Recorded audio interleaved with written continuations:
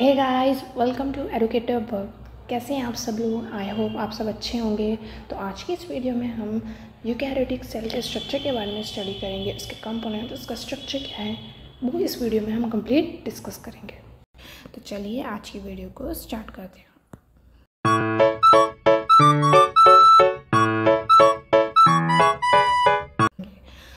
Eukaryotic cell is more developed than prokaryotic cell।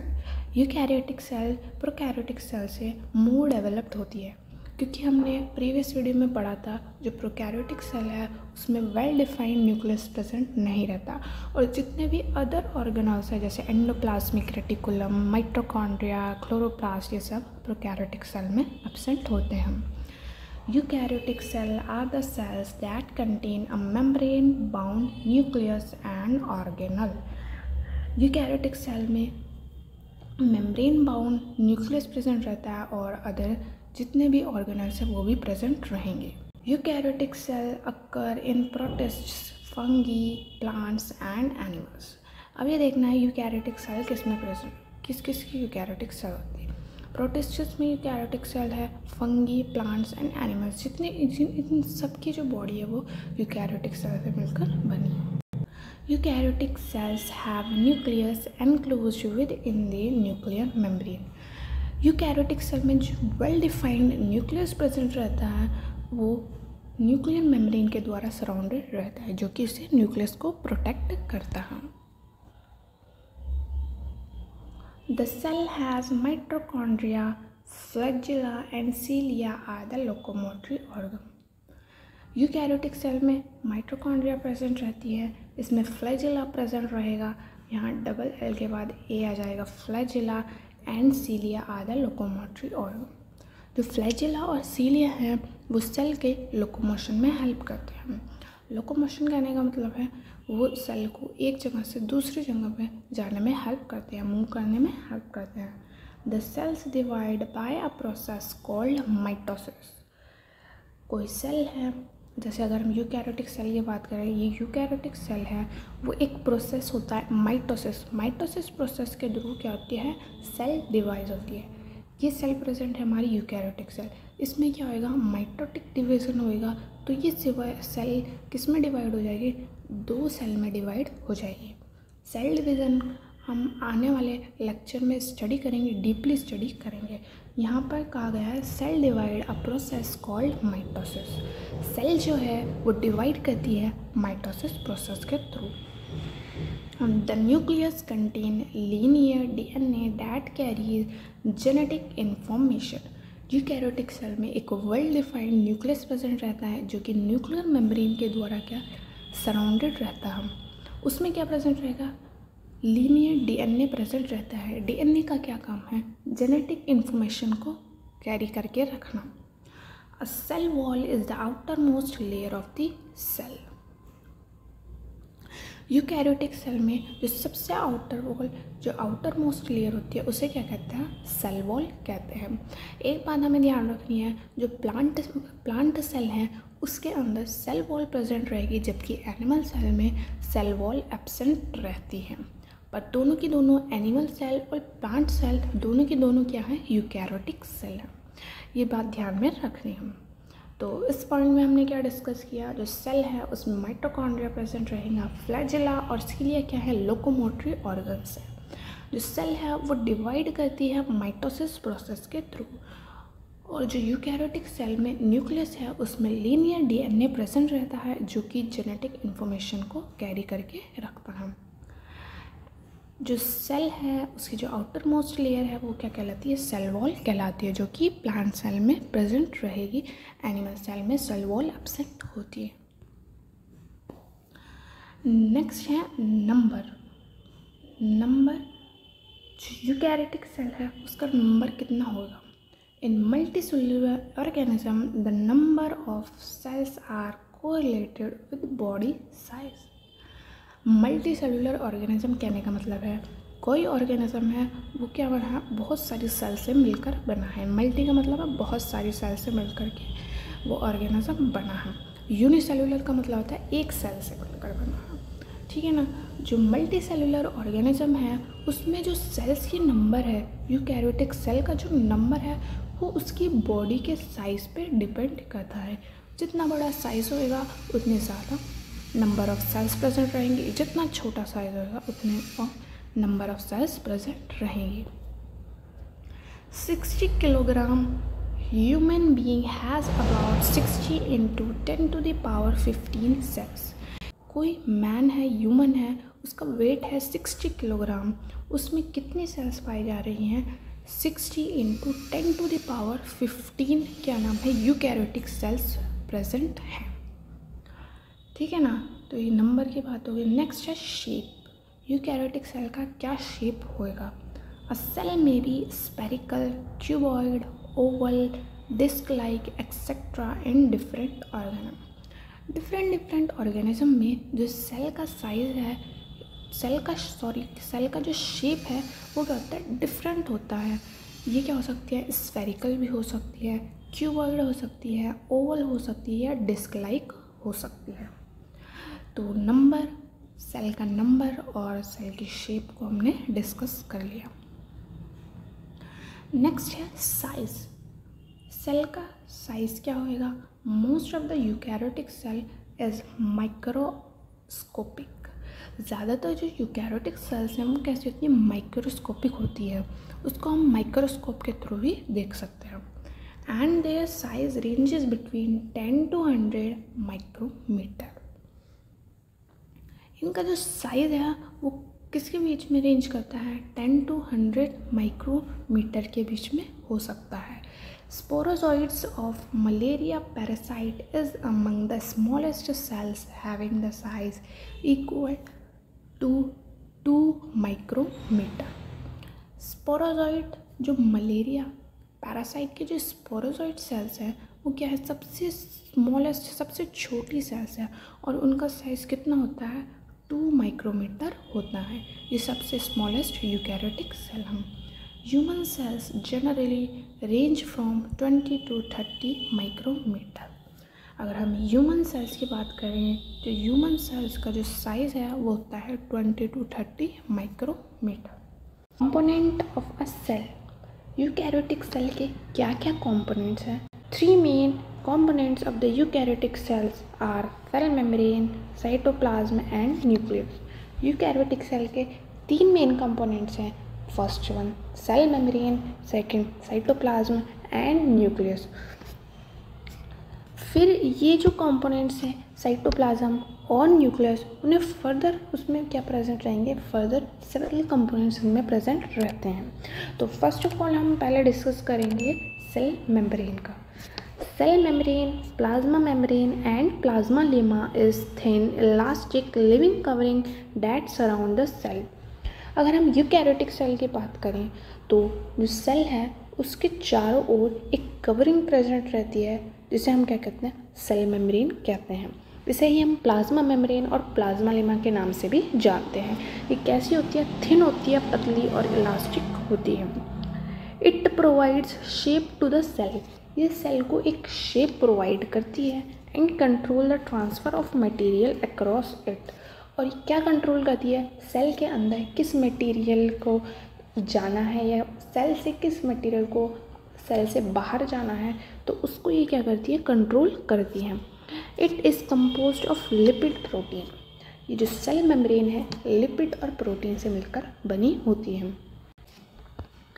अगर हम structure में देखें, जो सेल है वो चारों तरफ से एक कवरिंग के द्वारा कवर्ड रह रही है जो कि इसे क्या कर रही है? एक शेप प्रोवाइड करती है जिसे हम क्या कहते हैं? सेल मेम्ब्रेन कहते हैं। It in certain प्रोटिस्ट्स, many fungi and all plant cells, the cell membrane is covered by a thick cell that protect and support the cell. अगर हम प्लांट्स, फंगी और प्रोटिस्टेड की अगर हम बात करें तो इनमें जो सेल मेम्ब्रेन है वो भी एक क्या नाम है?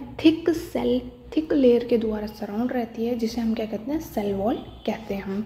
बट अगर हम एनिमल सेल की बात करें, जो एनिमल सेल में सेल वॉल एब्सेंट होती है, ये पॉइंट हमें ध्यान में रखना है। जो प्लांट सेल है और जो फंगी है उनमें सेल वॉल प्रेजेंट रहती है, जबकि एनिमल सेल में सेल वॉल एब्सेंट रहती है। नेक्स्ट हमारा जो कंपोनेंट है cytoplasm. The cytoplasm is a semi fluid known as cytoplasmic matrix और cytoplasm which is present between the cell membrane and the nucleus. अगर हम यूकैरियोटिक सेल का स्ट्रक्चर देखें तो सबसे बाहर की तरफ हमें एक मेम्ब्रेन दिखाई दे रही है जो है सेल मेम्ब्रेन। फिर इसके अंदर देखें हम सेल मेम्ब्रेन के अंदर हमें क्या दिखाई दे रहा है, एक मैट्रिक्स दिखाई दे रहा है जो कि कहाँ पे लाई कर रहा है, न्यूक्लियस, जो सेंटर में न्यूक्लियस है और जो सेल मेम्ब्रेन है उसके बीच में ये जो सारा प्रेजेंट है इसे हम क्या कहते हैं, सेमी फ्लूइड, इसे हम कहते हैं साइटोप्लाज्म। ठीक है ना। इसके अंदर ही डिफरेंट ऑर्गन्स प्रेजेंट रहेंगे, स्ट्रक्चर्स प्रेजेंट रहेंगे जैसे माइटोकॉन्ड्रिया, क्लोरोप्लास्ट, ये सब इसमें प्रेजेंट रहते हैं। The eukaryotic cytoplasm has the following features। अब जो यूकैरियोटिक सेल का जो साइटोप्लाज्म है उसके अंदर डिफरेंट स्ट्रक्चर प्रेजेंट रहेंगे, डिफरेंट फीचर्स प्रेजेंट रहते हैं। Organelles, mitochondria, centrosomes, Golgi bodies, plastids and vacuoles are the organelles that can be observed under light microscope। Mitochondria, centrosome, Golgi bodies, plastid, ये वो ऑर्गेनल्स हैं जिन्हें हम लाइट माइक्रोस्कोप से cytoplasm के अंदर इजीली देख सकते हैं। जबकि जो एंडोप्लाज्मिक रेटिकुलम, राइबोसोम्स और माइक्रोट्यूब्यूल्स हैं उसे हम इलेक्ट्रॉन माइक्रोस्कोप के थ्रू भी देखते हैं। और ये सभी के सभी ऑर्गेनल्स, यहाँ स्ट्रक्चर्स कहाँ पे प्रेजेंट रहते हैं, यूकैरियोटिक सेल के साइटोप्लाज्म में प्रेजेंट रहते हैं। हमने पढ़ा साइटोप्लाज्म क्या है, एक सेमी फ्लूइड है जो कि सेल मेम्ब्रेन और न्यूक्लियस के बीच में क्या प्रेजेंट रहता है और इसके अंदर डिफरेंट स्ट्रक्चर और ऑर्गेनल्स प्रेजेंट रहते हैं। फर्स्ट हम जो ऑर्गेनल है वो है माइटोकॉन्ड्रिया, उसको थोड़ा सा डिस्कस करेंगे। The rod like structure scattered in the cytoplasm. Cytoplasm के अंदर हमें एक रॉड लाइक स्ट्रक्चर बिखरे हुए दिखाई देंगे, स्कैटर दिखाई देते हैं। They are bounded by double membrane of lipid protein. ये जो लिपिड और प्रोटीन की डबल मेम्ब्रेन के द्वारा बाउंडेड रहते हैं या घेरे रहते हैं। The space between the membrane, अब जो मेम्ब्रेन है डबल मेम्ब्रेन है, डबल मेम्ब्रेन के बीच में फर्स्ट मेम्ब्रेन और सेकंड मेम्ब्रेन, दो मेम्ब्रेन प्रेजेंट रहेंगी, उनके बीच में जो स्पेस है वो किसके द्वारा फिल्ड रहता है, माइटोकॉन्ड्रियल मैट्रिक्स के द्वारा फिल्ड रहता है। तो क्या पढ़ा हमने माइटोकॉन्ड्रिया में, जो साइटोप्लाज्म है उसके अंदर रॉड लाइक स्ट्रक्चर स्कैटर्ड रहते हैं, बिखरे रहते हैं। और ये जो माइटोकॉन्ड्रिया है वो किसके द्वारा, डबल लिपोप्रोटीन के डबल मेम्ब्रेन के द्वारा बाउंडेड रहते हैं। और जो इन मेम्ब्रेन के बीच में स्पेस प्रेजेंट रहता है वो माइटोकॉन्ड्रियल मैट्रिक्स के द्वारा फिल्ड रहते हैं। Mitochondria contain DNA molecule and ribosome. Mitochondria में अपना अलग से डीएनए और राइबोसोम्स प्रेजेंट रहते हैं। Mitochondria is also known power house of the cell because it produce the energy and reserve it in the form of the ATP. अब जो mitochondria है उसके पास अपना डीएनए है, राइबोसोम्स है, तो क्या नाम है, जो माइटोकॉन्ड्रिया है उसको हम power house of the cell भी कहते हैं। सेल का पावर हाउस उसे क्यों कहते हैं, क्योंकि ये क्या प्रोड्यूस करता है, एनर्जी प्रोड्यूस करता है। और एनर्जी को किसके रूप में रिजर्व करके रखता है, एटीपी की फॉर्म में रिजर्व करके रखता है। जब भी बॉडी को एनर्जी की रिक्वायरमेंट होगी तो ये एटीपी का यूज़ कर लिया जाएगा। तो एटीपी क्या है, एनर्जी है, किसके फॉर्म में, एटीपी, एडिनोसिन ट्राइफॉस्फेट, एटीपी की फुल फॉर्म है। नेक्स्ट ऑर्गेनल है सेंट्रोसोम, ये भी साइटोप्लाज्म में प्रेजेंट रहता है। It is also known as microtubule organising centre of the cell. इसे हम माइक्रोट्यूब्यूल भी कहते हैं जो कि सेल के सेंटर में ऑर्गेनाइज रहती हैं।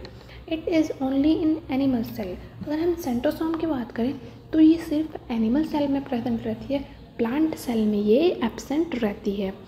हमें पता है जो एनिमल सेल और जो प्लांट सेल है दोनों की दोनों यूकैरियोटिक सेल, ये बात ध्यान में रखनी है आपको, दोनों की दोनों यूकैरियोटिक सेल है क्योंकि दोनों में वेल डिफाइंड न्यूक्लियस है प्रेजेंट है, डबल मेम्ब्रेन बाउंड ऑर्गेनल्स इनमें प्रेजेंट है। बट जो डिफरेंस है वो हमने अभी डिस्कस करा, जो प्लांट सेल में सेल वॉल प्रेजेंट रहती है और एनिमल सेल में सेल वॉल एब्सेंट होती है। सेंट्रोसोम है वो सिर्फ एनिमल सेल में प्रेजेंट रहता है और प्लांट सेल में ये एब्सेंट रहेगा। और जो centrosome helps in cell division in animal cell. Centrosome help करता है सेल डिवीज़न के टाइम पर, ठीक है ना। नेक्स्ट ऑर्गेनल है endoplasmic reticulum. Endoplasmic reticulum is a network of tubular membrane present in the cytoplasm. Endoplasmic reticulum एक tubular membrane का नेटवर्क है, जाल है, जो कि साइटोप्लाज्म में प्रेजेंट रहता है। Endoplasmic is of 2 type. Endoplasmic reticulum 2 types के होते हैं। तो ER आप शॉर्ट फॉर्म में लिख सकते हैं ER। E का मतलब है एंडोप्लाज्मिक, R का मतलब है रेटिकुलम। एंडोप्लाज्मिक रेटिकुलम 2 टाइप्स का होता है राइबोसोम्स के अटैचमेंट के बेस पर। तो फर्स्ट है rough endoplasmic reticulum and the second one is smooth endoplasmic reticulum. When ribosome attached to the surface of endoplasmic reticulum, so it gives rough appearance and known as rough endoplasmic reticulum. जिस endoplasmic reticulum के surface पर ribosomes attach रहते हैं उसे हम rough endoplasmic reticulum कहते हैं। On the other hand, smooth endoplasmic reticulum does not have ribosome on its surface. जबकि अदर हैंड पे दूसरी तरफ अगर हम देखें, जिस एंडोप्लाज्मिक रेटिकुलम के ऊपर राइबोसोम्स अटैच नहीं होते हैं तो उन्हें स्मूथ एंडोप्लाज्मिक रेटिकुलम कहते हैं। अगर हम एंडोप्लाज्मिक रेटिकुलम की सेल के अंदर पोजीशन देखें तो ये हमारा सेंटर में न्यूक्लियस प्रेजेंट है। न्यूक्लियस से ही अटैच रह रही है एंडोप्लाज्मिक रेटिकुलम, जो कि नेटवर्क लाइक स्ट्रक्चर है। जिस एंडोप्लाज्मिक रेटिकुलम के सरफेस पर राइबोसोम्स प्रेजेंट रहेंगे उसे रफ एंडोप्लाज्मिक रेटिकुलम कहते हैं। ये एंडोप्लाज्मिक रेटिकुलम है, इसके सरफेस के ऊपर ये क्या प्रेजेंट दिखाई दे रहे हैं हमें, राइबोसोम्स, इन्हें रफ एंडोप्लाज्मिक रेटिकुलम कहते हैं। जबकि यहाँ पे जो एंडोप्लाज्मिक रेटिकुलम है उसके सरफेस पे कोई भी राइबोसोम्स अटैच नहीं है तो इसे स्मूथ एंडोप्लाज्मिक रेटिकुलम कहते हैं। नेक्स्ट अब हम बात करेंगे गोल्जी कॉम्प्लेक्स के बारे में, गोल्जी अपैरेटस के बारे में। Golgi apparatus, it is also called Golgi complex और गोल्जी बॉडी। इसे हम गोल्जी कॉम्प्लेक्स और गोल्जी बॉडी के नाम से भी जानते हैं। It is made up of series of flattened stacked pouches called cisternae. जो गोल्जी कॉम्प्लेक्स है वो क्या नाम है, सिस्टेनी के लीनियर सीरीज से मिलकर बना होता है। It is responsible for transporting and packaging proteins and lipids into vesicle for delivery to the targeted destination. Golgi apparatus या गोल्जी कॉम्प्लेक्स का जो मेन फंक्शन है वो क्या है, ट्रांसपोर्ट करना, किसको, प्रोटीन्स और लिपिड्स को, और इनको पैक करना किसके अंदर, छोटे वेसिकल्स के अंदर, जिससे ये वेसिकल अपने टारगेट डेस्टिनेशन तक पहुंच जाए जहां पर इनकी ज़रूरत है प्रोटीन या लिपिड्स की। It is located in the cytoplasm next to the endoplasmic reticulum. ये साइटोप्लाज्म में प्रेजेंट रहता है बिल्कुल एंडोप्लाज्मिक के बाद, नेक्स्ट में, and near the cell nucleus, और सेल के न्यूक्लियस के पास। In animal cell one Golgi body is present while in plant cell contain many. Animal cell की अगर हम बात करें उसके अंदर से एक गोल्जी कॉम्प्लेक्स प्रेजेंट रहता है, गोल्जी को बॉडी प्रेजेंट रहता है, जबकि प्लांट सेल में बहुत सारे गोल्जी बॉडी प्रेजेंट रहते हैं। ये है गोल्जी अपैरेटस जो कि बिल्कुल एंडोप्लाज्मिक रेटिकुलम के बाद में प्रेजेंट है और न्यूक्लियस के पास में ही प्रेजेंट रहता है। इसकी पोजीशन दिखाई गई है, साइटोप्लाज्म में ये प्रेजेंट है। In plant cell, the Golgi complex is called dictyosome that secrete required material for the formation of cell wall at the time of the cell division. हमने पढ़ा था जो प्लांट सेल है उसमें सेल वॉल प्रेजेंट रहती है, जबकि animal cell में सेल वॉल एब्सेंट रहती है। गोल्जी कॉम्प्लेक्स को प्लांट सेल में हम क्या कहते हैं, डिक्टियोसोम कहते हैं। ध्यान रखनी है बात, प्लांट सेल में हम गोल्जी बॉडी को डिक्टियोसोम से के नाम से जानते हैं, जबकि एनिमल सेल में हम इनको गोल्जी बॉडी, गोल्जी कॉम्प्लेक्स भी कहते हैं। ये जो डिक्टियोसोम होते हैं सिक्रीट करते हैं एक रिक्वायर्ड मटेरियल को, जो कि किसमें, सेल वॉल के फॉर्मेशन में हेल्प करता है at the time of the cell division. जब सेल का डिवीज़न हो रहा होता है तब ये जो डिक्टियोसोम है एक स्पेशल टाइप के मटेरियल का क्या करते हैं, सिक्रीट करते हैं, जिससे कि सेल वॉल का फॉर्मेशन होता है। तो ये था गोल्जी कॉम्प्लेक्स के बारे में। नेक्स्ट जो हमारा ऑर्गेनल है वो है plastids. Plastids are found in plant cell and are absent in animal cells. जो प्लास्टिड है वो सिर्फ और सिर्फ हमें प्लांट सेल्स में देखने को मिलेंगे, एनिमल सेल्स में ये एब्सेंट होते हैं। They may be coloured like chloroplast और कलरलेस लाइक ल्यूकोप्लास्ट। ये जो प्लास्टिड्स हैं ये कलर्ड भी हो सकते हैं, जिसमें कलर प्रेजेंट रहेगा जिसे हम क्लोरोप्लास्ट कहते हैं, और कलरलेस भी होता है जिसे leucoplast. Chloroplast contain green pigment the chlorophyll that help in photosynthesis. जो क्लोरोप्लास्ट है उसमें ग्रीन पिगमेंट प्रेजेंट रहता है जिसे हम क्लोरोफिल कहते हैं, जो कि फोटोसिंथेसिस में हेल्प करता है। Like mitochondria, chloroplast also has their own DNA and ribosome. जैसा कि हमने अभी पीछे डिस्कस किया, माइटोकॉन्ड्रिया के अंदर उसके पास अपना DNA मॉलिक्यूल है, DNA है और राइबोसोम्स है। इसी तरह जो क्लोरोप्लास्ट है उसके पास भी अपना DNA और अपना राइबोसोम्स होता है। Hence these are also called semi autonomous organ. इसी कारण जो माइटोकॉन्ड्रिया और जो प्लास्टिड है उसे सेमी ऑटोनोमस ऑर्गेनल भी कहते हैं, क्योंकि इनके पास अपना DNA और अपना राइबोसोम्स है, ये अपना प्रोटीन का फॉर्मेशन करते हैं, तो इन्हें सेमी ऑटोनोमस ऑर्गेनल भी कहते हैं। हमने लिया प्लांट सेल। प्लांट सेल में अगर हम देखें, ये जो साइटोप्लाज्म है, फ्लूइड भरा हुआ है सेल के अंदर जिसे हम साइटोप्लाज्म कहा है, इसमें क्या प्रेजेंट रहेगा, इसमें प्रेजेंट रहता है क्लोरोप्लास्ट। क्लोरोप्लास्ट सिर्फ प्लांट सेल में प्रेजेंट रहता है, जिसमें ग्रीन पिगमेंट होता है, क्लोरोफिल, जो कि फोटोसिंथेसिस में हेल्प करता है। ये हमें स्ट्रक्चर दिखाई दे रहा है क्लोरोप्लास्ट का। क्लोरोप्लास्ट प्रेजेंट है और इसमें क्या है, नोटिस करने वाली बात है, इसमें सेल वॉल है।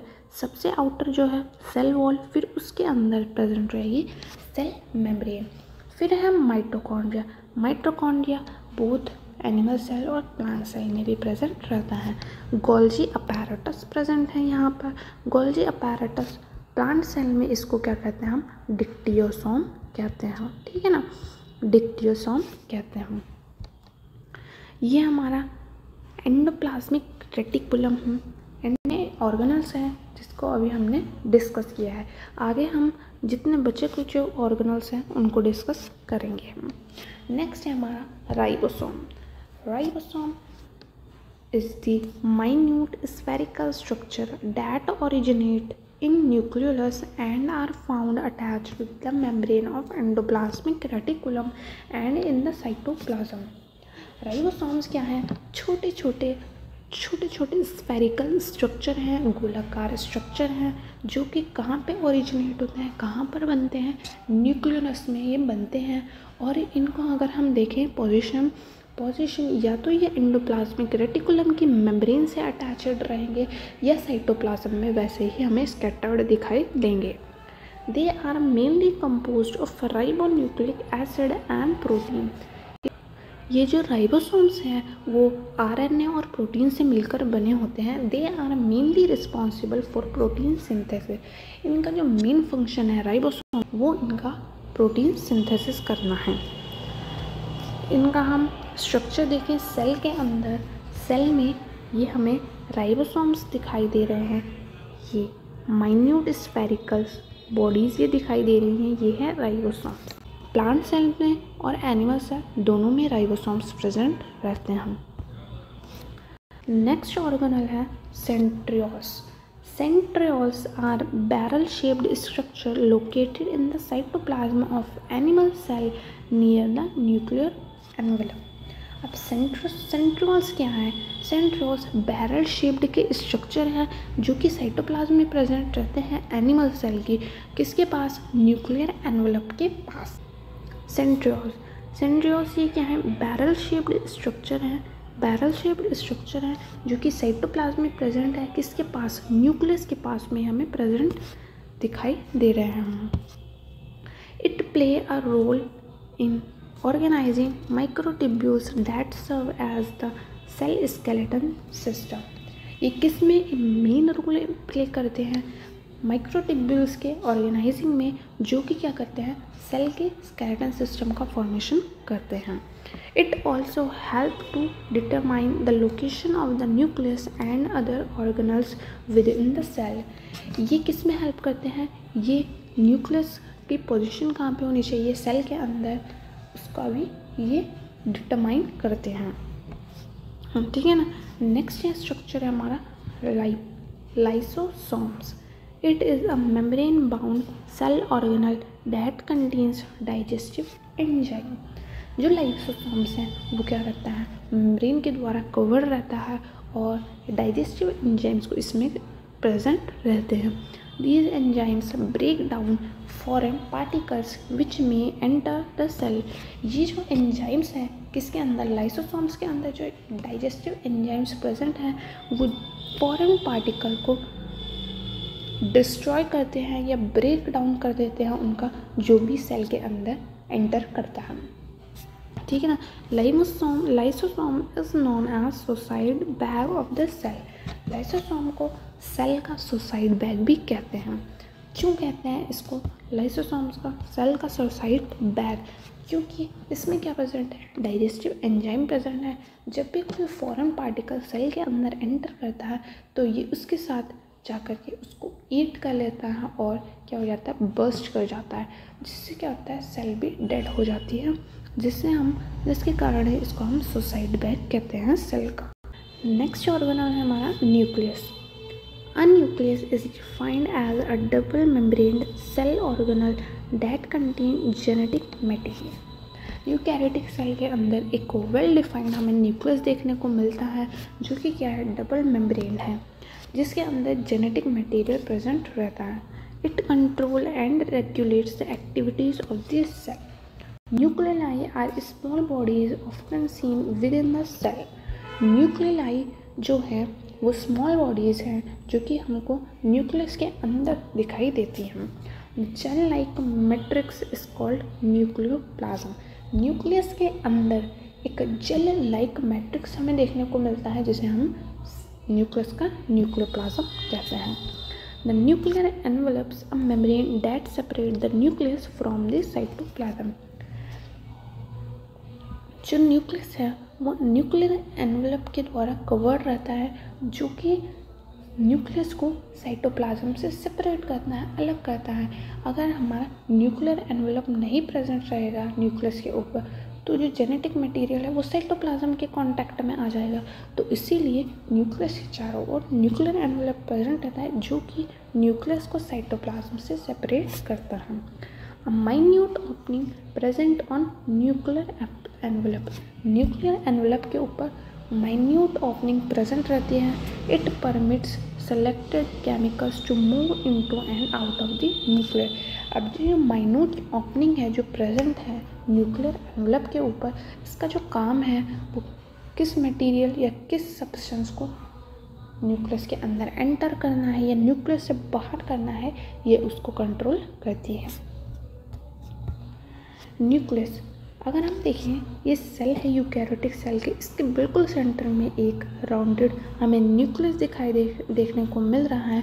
न्यूक्लियस के अंदर हमें देखने को मिल रहा है न्यूक्लियोलस, छोटा सा राउंडेड स्ट्रक्चर है जिसे हम न्यूक्लियोलस कहते हैं। न्यूक्लियस के अंदर जो जेल लाइक मैट्रिक्स प्रेजेंट है उसे न्यूक्लियोप्लाज्म कहते हैं। और जो न्यूक्लियस है जिस मेम्ब्रेन के द्वारा कवर रह रहा है, जो कि न्यूक्लियस को साइटोप्लाज्म से सेपरेट कर रहा है, उसे कहते हैं न्यूक्लियर एनवेलप।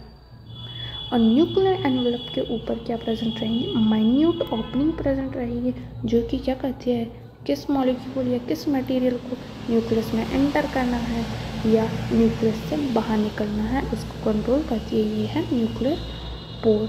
ये पूरा का पूरा न्यूक्लियस है जिसमें जो न्यूक्लियस के चारों ओर कवरिंग है उसे न्यूक्लियर एनवेलप कह रहे हैं। इसके अंदर जो मैट्रिक्स है उसे न्यूक्लियोप्लाज्म कह रहे हैं। न्यूक्लियस के अंदर एक छोटी सी स्पेरिकल स्ट्रक्चर देखने को मिलता है, उसे न्यूक्लियस कहते हैं। और जो न्यूक्लियर एनवलप के ऊपर छोटे छोटे पोर्स प्रेजेंट हैं उन्हें न्यूक्लियर पोर्स कहते हैं। तो ये थे गाइस यूकैरियोटिक सेल के स्ट्रक्चर। यूकैरियोटिक सेल में कौन कौन से कंपोनेंट्स हैं, कौन कौन से ऑर्गेनल्स हैं, सभी के सभी हमने डिस्कस किया। एक बार हम सबका ओवरव्यू देख लेते हैं। तो ये हमारी क्या है, यूकैरियोटिक सेल। यूकैरियोटिक सेल में एनिमल सेल है। हमें पता है एनिमल सेल और प्लांट सेल दोनों के दोनों यूकैरियोटिक सेल हैं, बस थोड़ा सा डिफरेंस है इनके बीच में। तो डिफरेंस क्या है, जो यूकैरियोटिक सेल है, जो सबसे आउटर लेयर है उसे क्या कह रहे हैं हम, सेल मेम्ब्रेन कह रहे हैं। बट सेल मेम्ब्रेन के ऊपर भी एक और लेयर प्रेजेंट रहती है जिसे सेल वॉल कहते हैं। तो एनिमल सेल में सेल वॉल एब्सेंट है, जबकि प्लांट सेल में सेल वॉल प्रेजेंट है। फिर उसके बाद हम देखें तो हमें देखने को मिलता है साइटोप्लाज्म। ये मैट्रिक्स है जो इसे कहते हैं साइटोप्लाज्म। साइटोप्लाज्म में हमें माइटोकॉन्ड्रिया देखने को मिल रहा है जो कि रॉड शेप्ड है।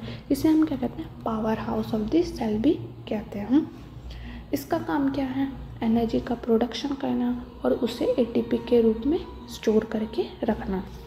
फिर जो नेक्स्ट ऑर्गेनल था हमारा वो था एंडोप्लाज्मिक रेटिकुलम।